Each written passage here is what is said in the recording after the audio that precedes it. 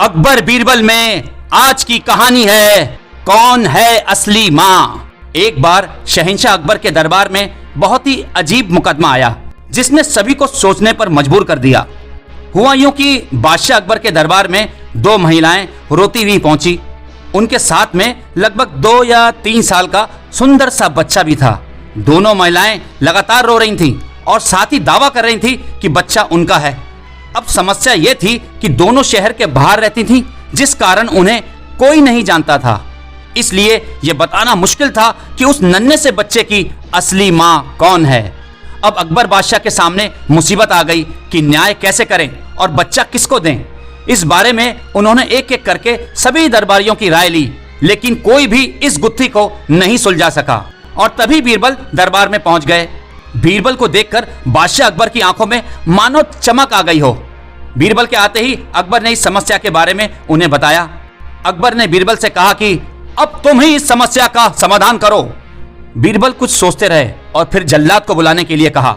जल्लाद के आते ही बीरबल ने बच्चे को एक जगह बैठा दिया और कहा, एक काम करते हैं, इस बच्चे के 2 टुकड़े कर देते हैं। एक एक टुकड़ा दोनों माओं को दे देंगे। अगर इन दोनों महिलाओं में से किसी एक को यह बात मंजूर नहीं है तो जल्लाद उस महिला के 2 टुकड़े कर देगा। ये बात सुनते ही उनमें से एक महिला बच्चे के टुकड़े करने की बात मान गई और बोली कि उसे आदेश मंजूर है, वो बच्चे के टुकड़े को लेकर चली जाएगी। लेकिन दूसरी महिला बिलक बिलक कर रोने लगी और बोलने लगी, मुझे ये बच्चा नहीं चाहिए, मेरे 2 टुकड़े कर दो, लेकिन बच्चे को मत काटो, ये बच्चा दूसरी महिला को दे दो। ये देखकर सभी दरबारी मानने लगे कि जो महिला डर की वजह से रो रही है वही दोषी है।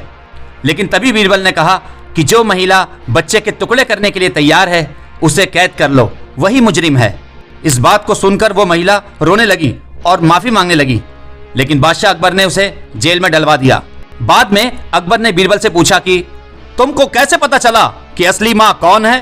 तब बीरबल ने मुस्कुराते हुए कहा, बादशाह सलामत, माँ सारी मुसीबतों को अपने सिर पर ले लेती है, लेकिन बच्चे पर आंच भी नहीं आने देती। और यही हुआ। इससे पता चल गया कि असली माँ वो है जो खुद के टुकड़े करवाने के लिए तैयार है, लेकिन बच्चे के नहीं।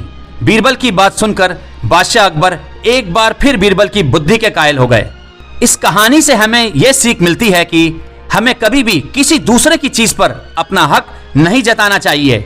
साथ ही हमेशा सच्चाई की ही जीत होती है और समझदारी से काम लेने पर हर समस्या का हल निकल आता है।